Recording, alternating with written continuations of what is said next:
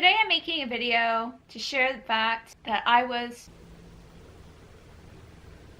hatfished by my 48-hour boyfriend.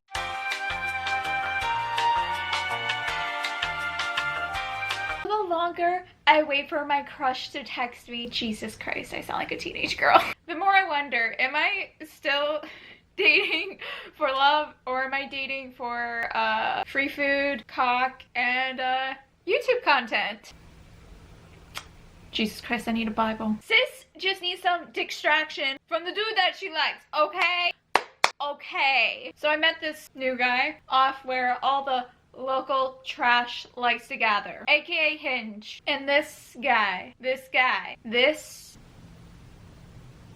the impression that he was initially really interested in me. He live texted me his home project mental breakdown. He called me and talked to me for like an hour, which was kind of really freaking weird to me because this was before we met, and I like to know how a person smells before I hear their voice. I don't know, I'm like a smell kind of person, you know, like if somebody don't smell right, they ain't right for me. It's a Pisces thing, you wouldn't get it. And it was also really awkward because he wouldn't like let me end the call in a polite manner, but I let it slide because he was really nice. Anyway, you know, we talking and stuff.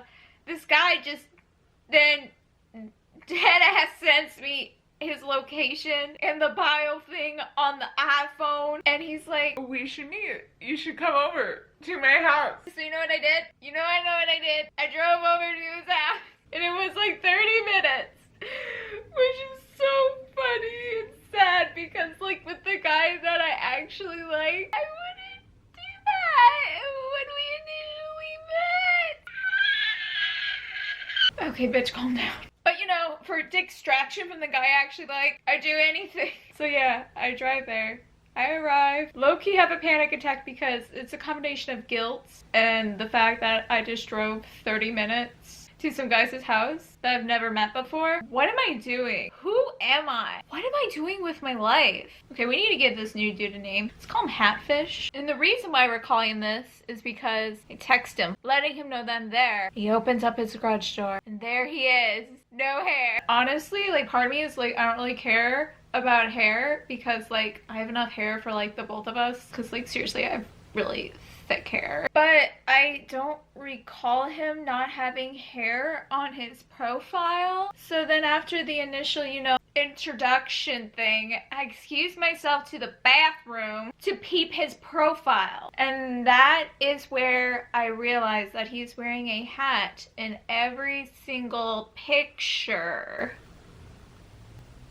Oh my god, hatfishing is real! I thought it was just a freaking myth. Like, there's no way in hell anyone's gonna fall for that. But then no, here I am, the person that has been on like a ton of dates and met a ton of dudes, just fell for it. 2 + 2 = he has no hair. Anyway, yeah, he was nice and tolerated me to this point. So I decided to still go to dinner with him. Hatfish and I bonded over our love of alcohol, non-dairy ice cream, and not wanting to have children. Thought he was really cool, really great, really, yeah, you know, cool. And we decided to go back to his place where I got a massage. Yeah. But then he tried getting me to drink more and stay the night and bone him. And me, myself, and I, being a good Christian woman, I excused myself and drove home, which honestly was freaking terrifying because even though at that time I was sober because I would literally never drink and drive, that's like bad, it was still terrifying because fuck the police, overthrow the government, it's what God wants. Yeah, I go to sleep. Hatfish texts me the next morning. He asked me if I want to go to brunch. And I said yes, because I really wasn't doing anything. And I'm always on the search for more distraction and content. We meet up, and he's posting me on his story, telling his friends about me. And I'm like, oh wow, this guy is really into me. Which is super awkward because I'm really into someone else. Bitch. But yeah, after brunch we go our separate ways. Then he asked me if I want to stay for the weekend. And I say sure, because, personal reasons. And this is where the 48-hour boyfriend part really just pulls itself together. Ew.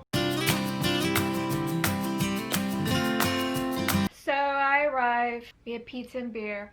Chillaxing. Everything's good in the hood. I even showed my skincare routine, which is like kind of weird because like usually guys don't care, but he seems really invested in me. Ew.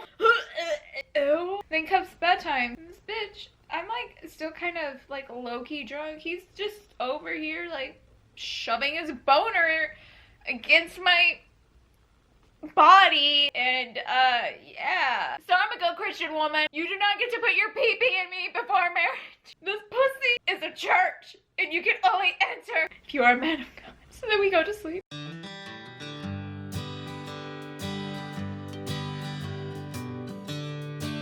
And we wake up. We go to separate gyms because he's like a CrossFit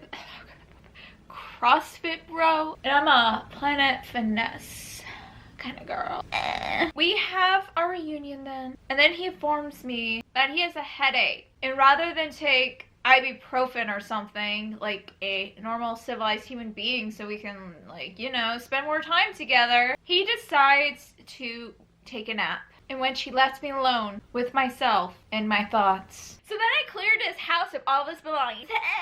Sucker! Just kidding, I'm not a crook. I actually like put in my AirPods and was like listening to weird meditations and took a nap, and then I had a really weird dream about the guy I like. Ew. And we woke up hours later. He decides to take me to the pumpkin patch, and I'm so excited to go because honestly I've been like dying to go. I've never been to one. So we go, we buy tickets for the rides, and then he proceeds to not use the tickets in a fit because let's be honest, like the pumpkin patch, it's like kind of like very kid focused, but neither of us are big bitches, so we could have still gone and done the stuff, but he didn't want to go. Oh. Ugh. So then we go drink. So, you know, that's how adults socialize and solve all their problems. More alcohol. Yeah, this is why I don't really like guys that drink. This is another reason why I really like that one guy. This is another reason why I'm gonna eat myself off a cliff. I come to the realization that Hatfish has a freaking Instagram addiction. Always scrolling through Instagram. Always posting on Instagram. Liking other girls' photos on Instagram when I'm literally sitting right next to him. Yo, I don't know if I should be pissed off or laugh. I've literally broken up with guys just because of how they behave on social media. But then I try to point out his addiction in like a soft way, because you know, you gotta be soft when you're a Pisces, because that's like the Pisces way of life. But then he tells me that I'm loud and I talk too much. So then, as an emotional Pisces, I went off to the bathroom and I cried. Yes, I dead ass busted out sobbing in a freaking public restroom. Yes, I know I'm loud and annoying, but the beef with that, sis, is that's me. That's my personality. And to tell me to not be myself hurts. So then I call my mom, talk to her for a minute, clean myself up so I don't look like I've been sobbing for like 10 minutes. And I return to the table and I don't really talk much because I don't want to be too loud and annoying. Ugh. It's weird because he can like feel this and he's like, what's wrong? And it's like, bro, you like told me to like not be myself.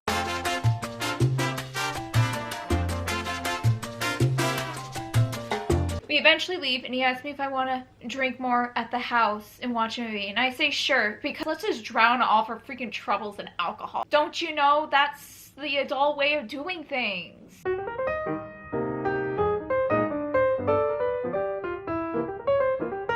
But you know, gotta do skincare first. Skincare always comes first. I don't want to be too drunk and forget to do skincare and wake up looking like I'm actually my age. You know the drill. Gotta look as young as possible for as long as possible. I'm in the bathroom for like maybe 10 minutes. And rather than, you know, do his usual scrolling through Instagram for the freaking 10 minutes, he decides to go to bed, stating that I took 30 minutes, which I know I didn't because I listened to maybe like 2 songs during my skincare, and I don't listen to 15-minute songs. He also told me that I should only do skincare right before I go to sleep. You know, if I like roll onto my side, I'll get freaking like products over my pillow. You gotta give it some time to absorb into your skin first. Oh my god, no wonder why you look so like wrinkly and old. It's because you don't know anything about skincare. Then after lecturing me about how I should do my skincare routine, he gets mad because I don't want to put out. Well, sorry, I am not aroused by a man that told me that I shouldn't be myself around him. Like, it's pretty obvious at this point, you're mainly just interested in me because I'm like, I look in 11 years younger than you.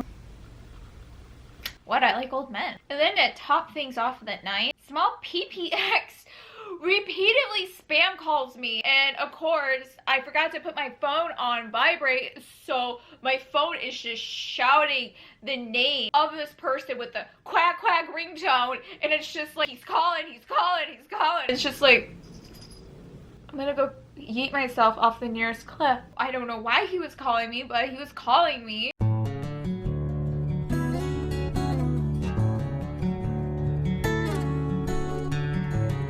But the next day, I came to the realization that I needed to plot my escape. And it's like super weird because, you know, we had this tense night and he wakes me up to let me know that he's gonna go work out and that he brought me coffee. As I drink the coffee, I ponder these mixed signals. It was pretty obvious the night before that he was really not that into me, but then why is he buying me coffee? Why is he leaving me alone in his house? Anyway, yeah, he gets back and you could cut that tension with a butter knife, like slice it up like a cake, because damn, things just felt really tense. He turns on the office and makes me a sandwich, but after hours of sitting apart on our phones, not really talking much, and seeing countless ads for Hinge. Oh my god, Hinge, we get it. You exist, but you suck. You're just full of trash men, and not the useful kind that go and pick up my garbage. Like, literally, trash men.